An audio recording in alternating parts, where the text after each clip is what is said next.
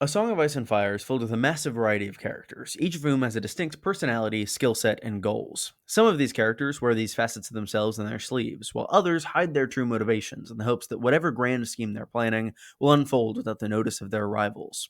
Characters like Littlefinger and Varys fall into this latter category, and certain fans even believe that another small council member may be even subtler in his workings than these players. Some believe that Mace Tyrell, a man usually thought of as a buffoon, is actually an expert player in the Game of Thrones. While people do believe that, I am not people. That is why I brought in one of those conspiracy theorists today to discuss the very slight possibility of Mace Tyrell being a secret genius. Welcome back to the channel, Fantasy Haven. Introduce yourself for those who might not know. Hello, it's me, the late Lord Haven. If you don't know me, I do animated lore videos and live streams and other fun stuff. But today I'm here to tell you why Mace Tyrell is a 4D chess master. Not that I fully agree, but it's always fun to play devil's advocate. Before we jump into talking about Mace himself, we should take a look at his family. The main brains of the Tyrell operation seems to be the Queen of Thorns, Olenna Tyrell. It's both implied and stated throughout the series that the men of the Tyrell family have, at least in recent history, not been the brightest bulbs in the shed. The prime example of this is Mace's father, Lord Luther Tyrell, who might have my favorite death in the series, maybe tied with Mycor Targaryen. He was hawking and rode his horse off a cliff because he wasn't looking where they were going. The first time Mace pops up as an important player in Westeros is during Robert's Rebellion. The Tyrells remained loyal to the Targaryens, which is actually a bit of a strange move. The other great house that remained loyal were the Martells, but they were directly tied to the crown through Elya's marriage to Rhaegar. The Tyrells had no such ties, yet remained on the side of the Dragon Kings throughout this period. It's from this war where we begin to hear of Mace's accomplishments. I'm doing air quotes even though you can't see me. At a glance, these accomplishments do seem quite admirable. He's credited as the only man to defeat Robert Baratheon in battle during the rebellion, a feat that's not even accomplished by my beloved Jon Connington. However, this isn't as much of a credit to Mace as one would believe. It was Lord Randall Tarley, Samwell's father, who did the bulk of the work, as the battle was pretty much entirely won by his vanguard before Mace even arrived on the field. After this battle, Mace went on to lead the siege of Storm's End, where he sat and feasted for pretty much a year, doing nearly nothing. Sure, it was a decent move to stay out of the fighting and just sit in the siege for a tremendous amount of time, but he does ultimately lose this siege. Stannis Baratheon holds firm, as the one true king always does, and the castle does not fall. The grand siege efforts made by the Lord of the Flowers are ultimately defeated by one humble onion smuggler. Whether Mace Tyrell or Randall Tarley truly earned the victory at Ashford is irrelevant. What matters is the perception of power. Mace takes the credit deliberately, and word of mouth and song builds up his reputation and solidifies his hold over the Reach. As for Storm's End, well, by staying south he protected the bulk of his army from the fierce fighting further north. He created a win-win scenario for himself. If the Mad King won, Mace may have been granted the Stormlands castle itself. Robert won instead, and the status quo remained. Notice the psychological warfare Mace played, hosting grand feasts outside the starving castle walls. This is a man of ruthless cunning. We only hear of one thing that Mace does between Bobby's battles in the time period covered by A Song of Ice and Fire, and that's pressure his son to participate in sports earlier than he should. He tells his son Willas to joust an attorney, which results in his heir being crippled by Oberyn Martell, the Red Viper. This increases the already existing bad blood between the Martells and the Tyrells, but at least Oberyn and Willas seem chill with it. They're pen pals, which is pretty nice. Other than that, Mace does what he specializes in, that being nothing, for about 20 years, and then the main story begins. He doesn't appear in the first book, A Game of Thrones, nor does anyone in his house other than Loras, but his family is supposedly involved in some schemes therein. Allegedly, Renly Baratheon was planning on re-wedding Robert to Marjorie Tyrell, only to have the king die, and Renly then form this marriage pact himself. In Clash, we see the continuation of this Renly-Tyrell alliance. Renly declares himself the rightful king, and naming Mace Tyrell as his hand. The supposed king has a massive host at Storm's End, though Mace's forces, being the largest part of the army, remain in the Reach and take a very slow march on the capital. In doing so, Mace closes the Rose Road, which on first glance doesn't seem like a massive deal, but it is the primary route through which food shipments go towards the majority of the Seven Kingdoms. This ultimately results in the riot in King's Landing that we see from Tyrion's and Sansa's perspectives. With Tywin tied up in the Riverlands, it's almost guaranteed that Renly will crush Stannis and take King's Landing. Siding with him, which secured him as hand and his daughter Marjorie as queen, was the smartest play. Again, we see Mace's ruthless cunning at work. He exploits the natural advantage of ruling a breadbasket to trigger a famine and stoke riots in King's Landing. Divide and conquer.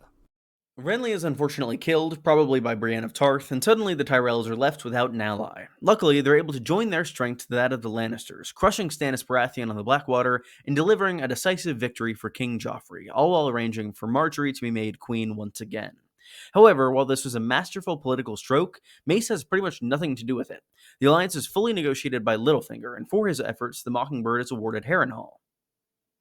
Littlefinger is a smart man, but it was Mace he negotiated with at Highgarden. Mace was faced with a decision: join Stannis or Joffrey. He chose correctly. Once a traitor to the crown, Mace now finds himself greatly empowered. Margaery is once again a queen, his son Garland becomes Lord of Brightwater Keep, and his gay son Loras joins the esteemed Kingsguard. If you want further proof of Mace's shrewd nature, he downright refuses Tywin's offer of marriage between Cersei and the Tyrell heir, Willas. A storm of swords sees Mace take up life at court in King's Landing. He's named the Master of Ships and begins to serve on the Small Council. During this time, he also lives in the Maiden Vault, which I just discovered in researching, which is a weird detail. That aside, a lot happens in King's Landing during Storm, the most important of which is Joffrey's death. The only real notable action he has in the story during this book is acting as one of the three judges at Tyrion's trial, where he aims to find Tyrion guilty because Margaery was drinking from the allegedly poisoned cup as well. Despite Mace's desire to prosecute Tyrion, he does not seem to notice the fact that his own mother is the actual culprit for this crime.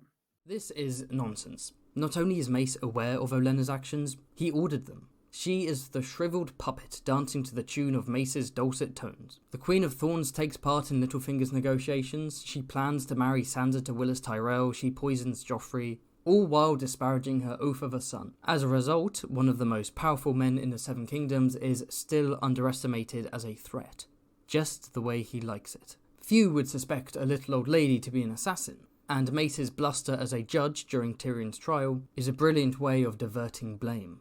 The Oath of Highgarden indeed. Mace's position at court is weakened slightly in A Feast for Crows. Cersei is incredibly paranoid about the Tyrells, which results in her attempting and failing to pack the small council in her favor. Mace's daughter is then wed to Tommen, which seemingly secures the family's position regardless of the Dowager Queen's meddling.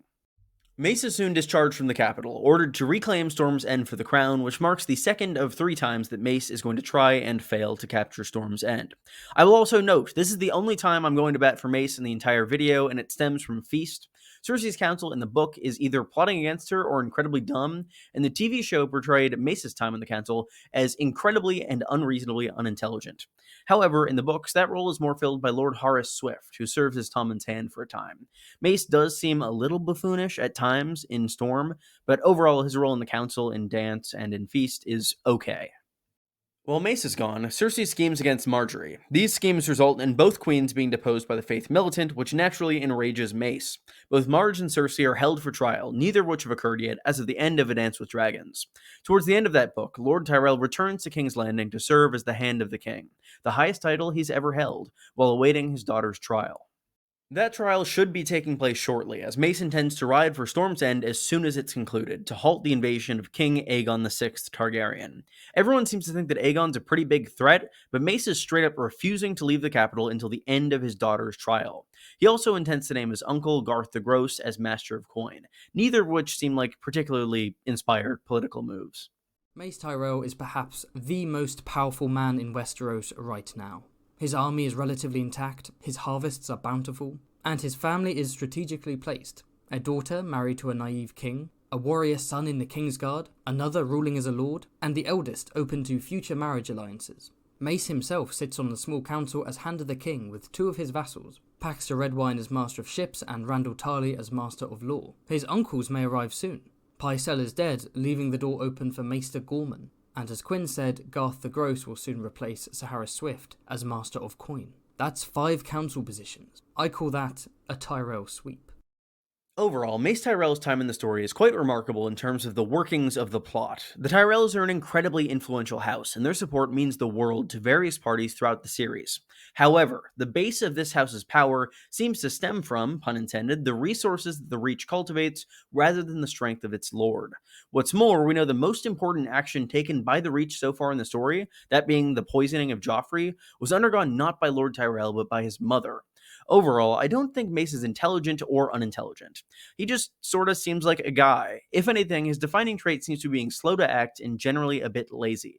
All of his actions, be them politically or military intended, typically come after significant delay and don't result in him doing all that much. I forgive you, Quinn. It's okay to be objectively wrong about Mace the Ace, the Chad of Highgarden, the man with a higher IQ than Season 8 Bran. On my channel, Quinn helped me with a video about the history of House Tyrell, so feel free to check that out. And thanks for having me, Quinn. Thank you so much for coming on Fantasy Haven. It's great to have you back. I really hope people enjoyed your presence here. Be sure to check out his channel. It's linked in the description. And we also did a video over there about the history of House Tyrell, where I cover the Targaryen era. So be sure to check that out as well if you want to see more of me, more of him, more of both. I'll have more videos for you in the near future. Law school has very much started kicking my ass, but I am going to keep up, hopefully, consistent weekly uploads. Thank you all again so much for watching. Be sure to like, comment, and subscribe if you enjoyed the video. And I will see you all again in the near future. Goodbye.